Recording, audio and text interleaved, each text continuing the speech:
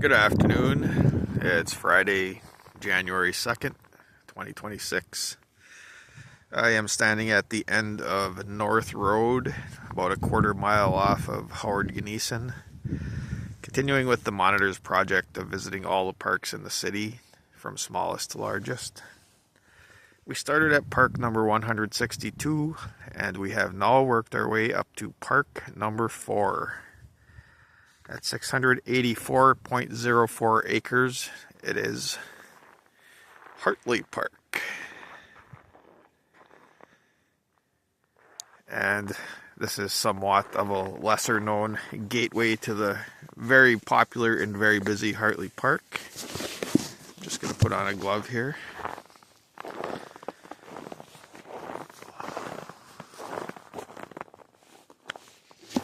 This is on the, well, I guess we can take a look here.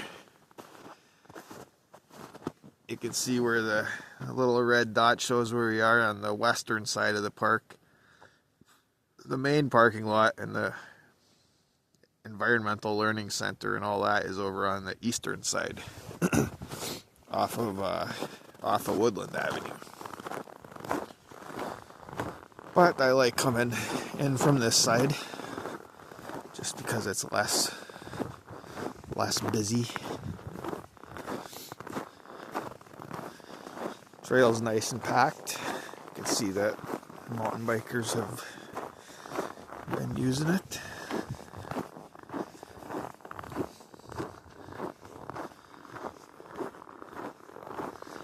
Pretty chilly today.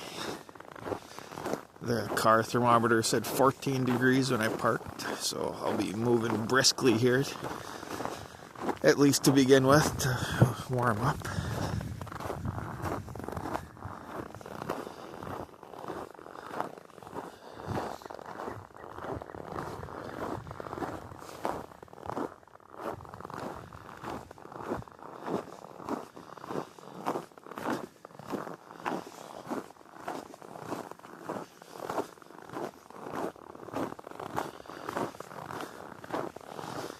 My goal today is to walk to the Rock Knob, at least for the video part of it. Probably Hartley's most well-known feature. Large stone, well, knob basically sticking up.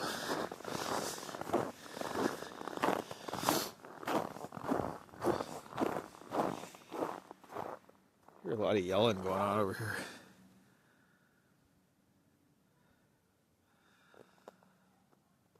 Sounds like kids. Younger kids.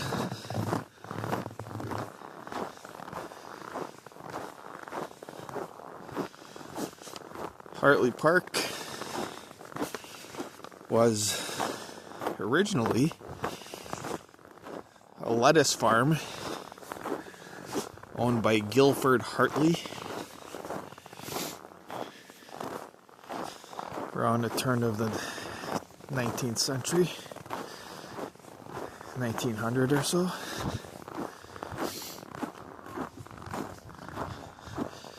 Man, those kids are making a lot of noise. I can see them over there. Oh, they're playing hockey. Got a little rink built in the backyard there.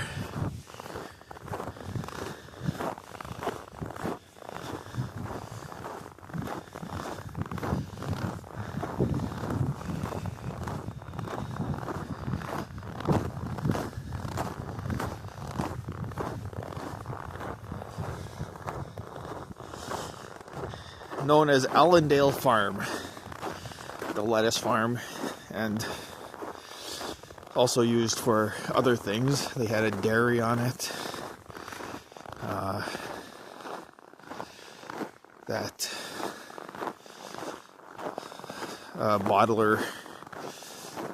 bottling company used to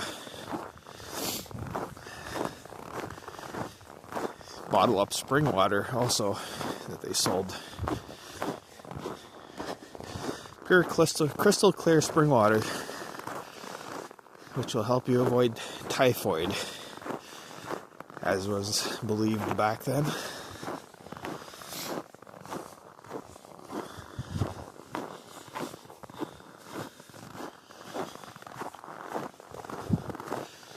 There is a pond in Hartley that is not natural. It was created in 1913 when Guilford Hartley dammed up Tisher Creek to make the pond for ducks and fish, I suppose. That dam has been destroyed multiple times in the ensuing century plus that it's existed, but always been rebuilt. There's a much more substantial dam there now than whatever Guilford Hartley built. But now in more modern times, dams aren't really viewed that favorably by natural resource types.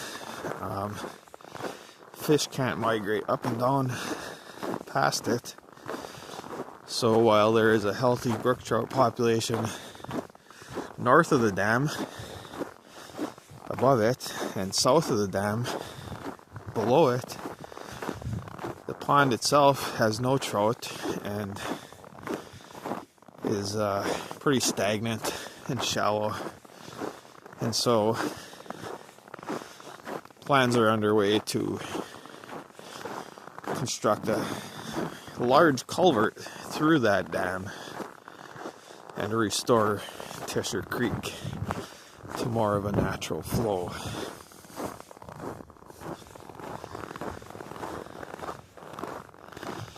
The dam itself will stay in place, so when we get large flood events that overwhelm the capacity of that culvert, the dam will actually hold back some of the floodwaters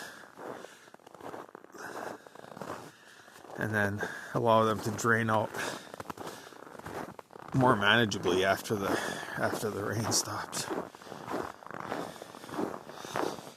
So during big flood events, the pond will reappear temporarily.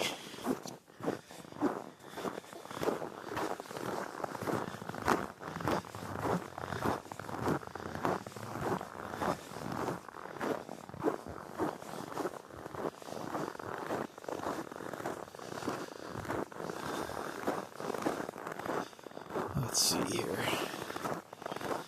Quite a network of trails nowadays with all the mountain bike trails. Before the mountain bike trails, say, 10 years ago, this whole end of the park was pretty untrammeled. One hiking trail, I think, went through it. But now, maybe not even a hiking trail. I mean, this all here, all these trails, actually all the trails, mountain bike trails in the whole park, are new within the last, probably 15 years, I guess. You can see this one here, black and blue pots. They built that mountain bike trail, and then a couple years later we had the massive windstorm that just took down. It came right through Hartley. It was pretty narrow in scope, but it came right through Hartley and knocked down a ton of trees.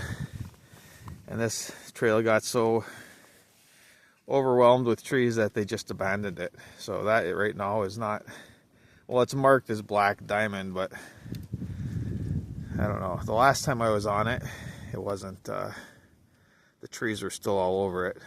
It's possible they've taken those out now, since it's still on the map. Anyhow, Rhamnus. I believe Rhamnus is the scientific name for sumac.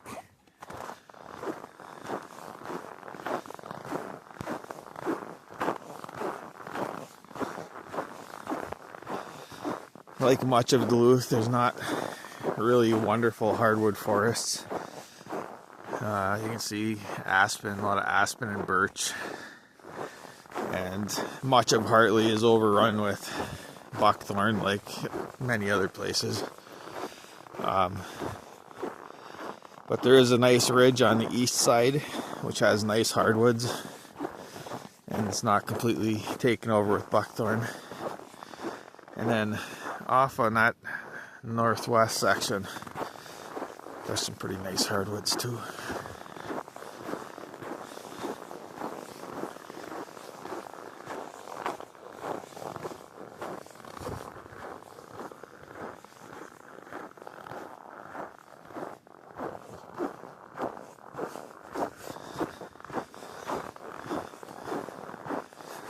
Starting a little late in the day here. Sun's getting lower.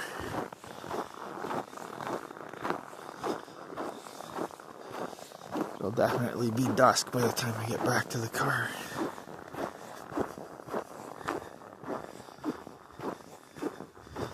Hear that snow squeak?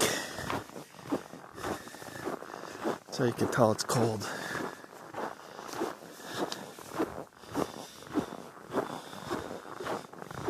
So Hartley had a root cellar built in 1919. That's still there on the eastern side of Rock Knob. You can still find that root cellar and go inside it.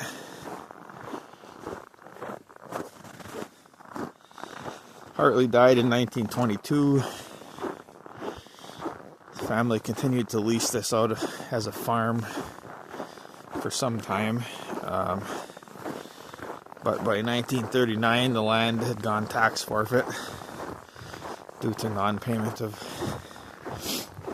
real estate taxes, and the city acquired the land in 1941.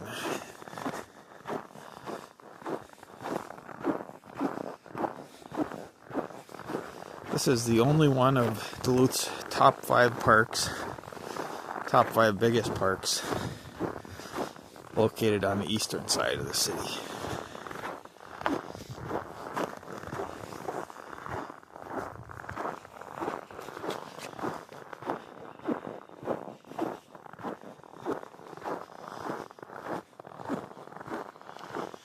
I believe it's the only, well, I'm not sure. Maybe the only one that has a non-profit operating a environmental learning center in it. It's got to be. I know some of the community centers have neighborhood groups running like warming centers for hockey rinks and stuff, but Hartley's environmental learning center is pretty big and busy with daycare programs and things. Oh yeah, Chester Park has the chalet, and they have a non-profit that runs a lot of educational stuff too. So those two.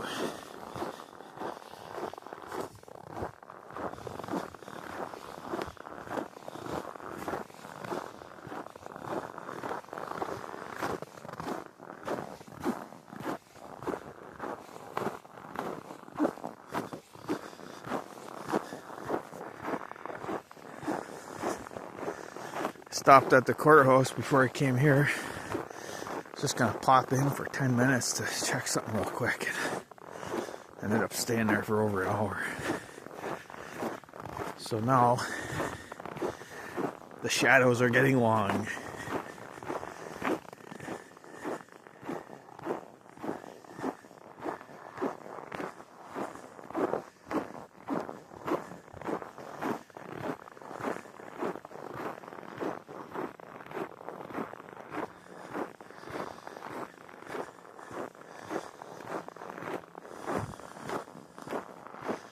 This is quite a large park, obviously. Back when I moved to Duluth, 1998, I got lost here in Hartley. There wasn't all these trails, there's a lot of woods. I was on the south side, just didn't know where I was. And I saw some deer trail or social trail coming down, so I took that. Ended up in somebody's backyard. And they called the cops on me. So that was fun.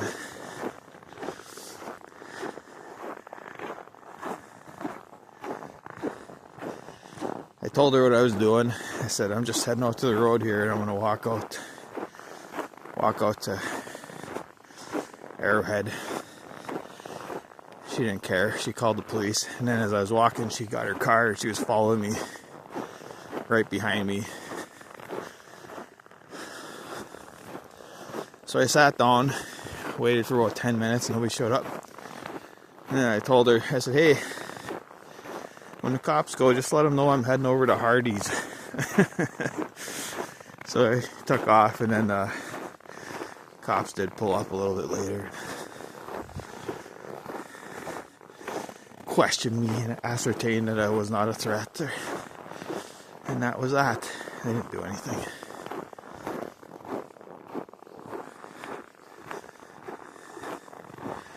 A lot of red pines here. Years ago, a lot of pines were planted in Hartley by like Boy Scout groups. And these are probably them. They haven't been managed at all though. So normally when you'd plant, you'd thin these out.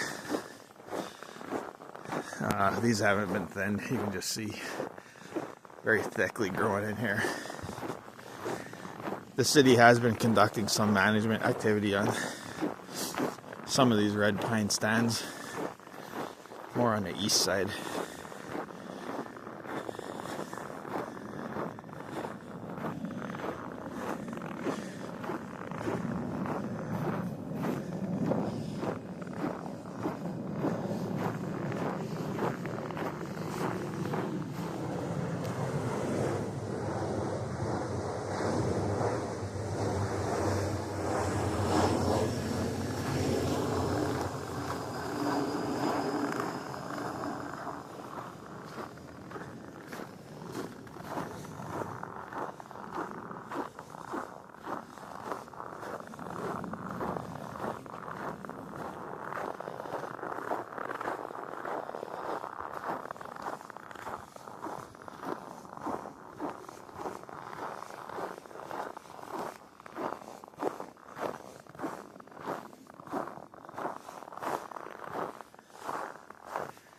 Big intersection here. The Pines to Nature Center. The Pines, also that way. See if I can make head or tail of this. So Ramness, the Pines right here. Heading to the left would be toward Nature Center. Right would go this way. Rock Knob's right here. So if we go right and then hang a left at New Tunnel Trail, I should get there.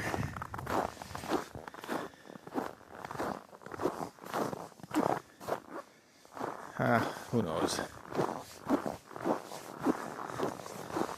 It's been a while since I've been on this side of the park. Look at all this undergrowth. Like, is that buckthorn? I'm not sure it's a buckthorn, but something. In the summer, it's just all like dense undergrowth there amongst these pines. A lot of people really like these pines. They get sentimental about them, post pictures of them. I'm not too thrilled by it myself. I just see like lack of biodiversity. Oh, here comes some people. Hi. Are we on TV? You are on TV.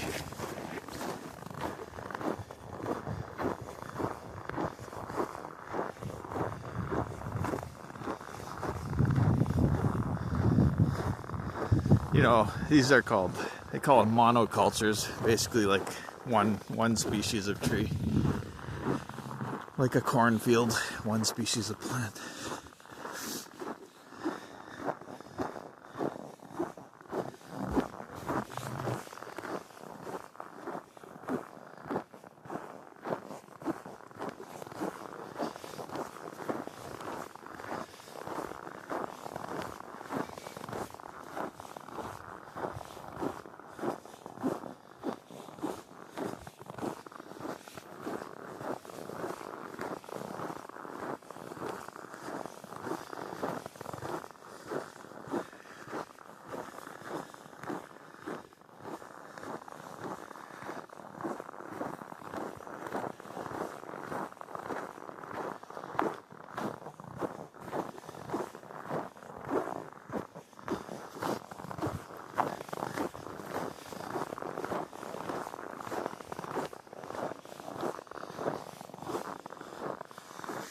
Here's, I think, that intersection I was looking at.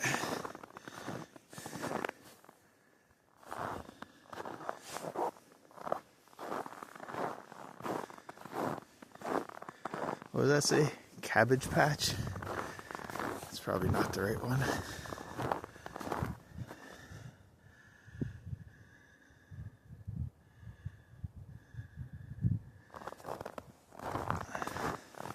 I have no idea. There's such a tangle of trails.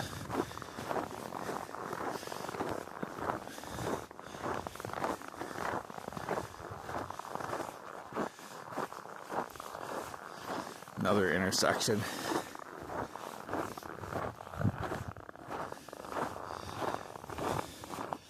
Mountain bike trail systems are kind of like cartoons, like cartoon maps. Just a tangle and oddball angles of trails coming together and such. Kind of like a board game would be, I suppose.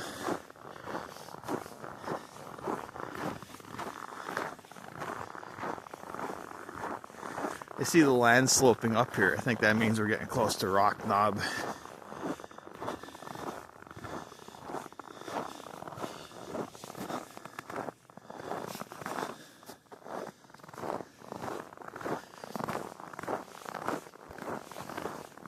Yeah, that would be a clue right there.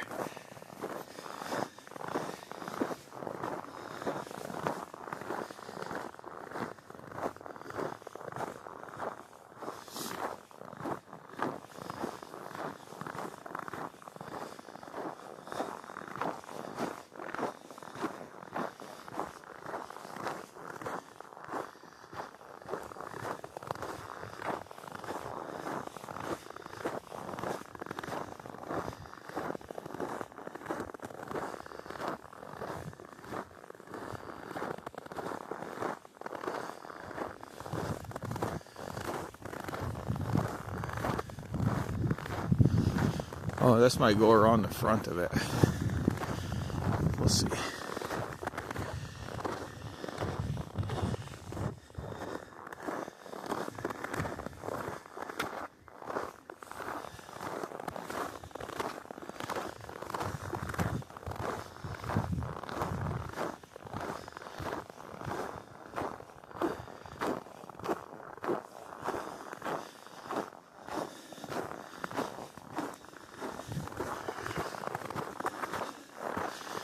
Nice sunny day.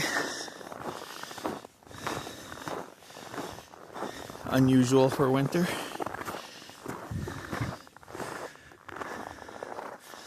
Yeah, this trail goes kind of going around Rock Knob, which is up there. I'll have to go up it the other way, I guess. On the other side. Or does it zigzag back? Looks like it zigzags back.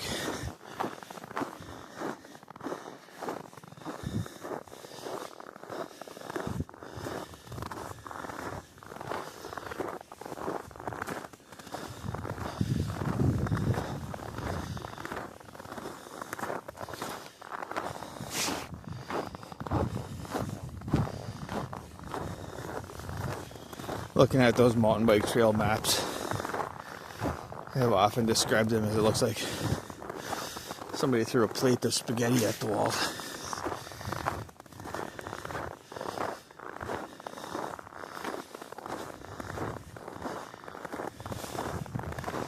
Getting higher.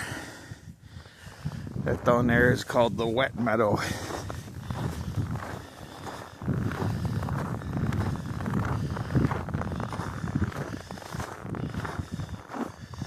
It was strange, like there used to be, maybe there still is, a beaver lodge out in that Wet Meadow area. There's like no active stream there. It is marshy and wet. I just always thought that was a strange place for a beaver dam to be. Oh, hi.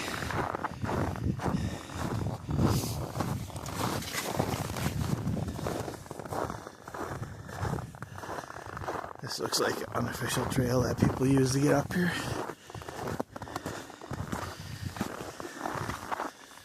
Oh, official, I should say. Mountain bikers use this.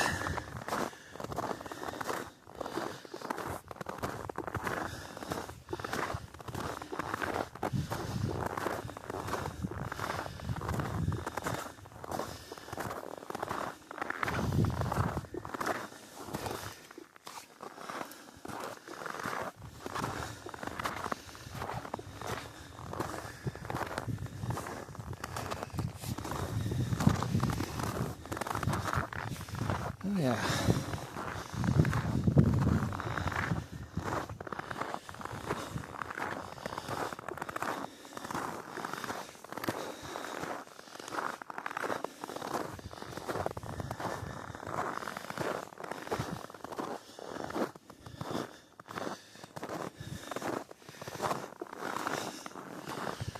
Made it.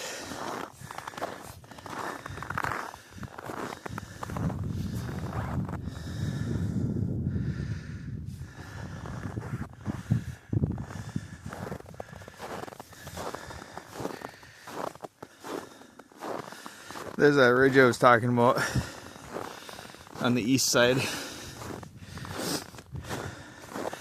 Some nice hardwoods up there. Goes along there. And on the other side of that is Glen Avon Park and Woodland Avenue. Right up there you can see the Woodland Water Tower. There's two large, maybe three reservoirs up there. And those are the culprit from about a year and a half ago now.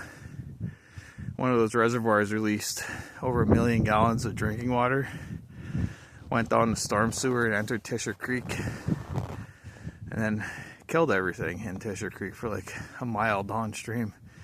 All the fish, insects, everything. Just that chlorinated water. And we're still waiting for findings on that. That was put under investigation by the Minnesota Pollution Control Agency. They've been telling us, not them, but the city has been saying at meeting after meeting that it's done, the report is done, the investigation is done, but nothing's getting released. So that's kind of frustrating.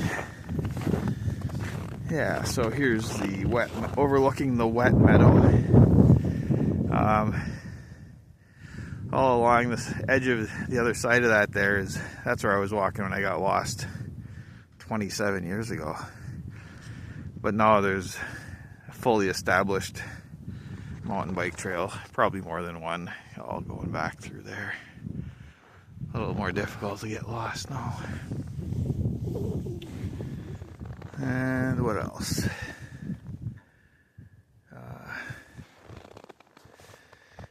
If you head down that way, I don't know if we can actually see the learning center or the pond.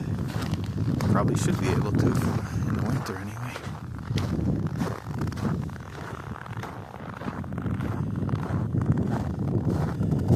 Yeah, so there's the pond right down there.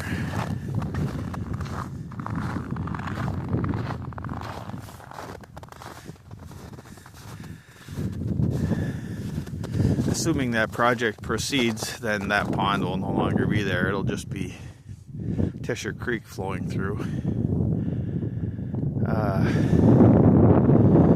The classrooms and things are off through the trees there. You can't see them from this angle. And if you go down that way, head down the side of the rock knob here, there's a major trail that goes across that way. You'll find that root cellar.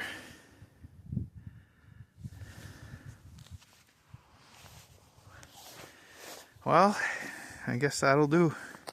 Park number 4, Hartley Park. Thanks for watching.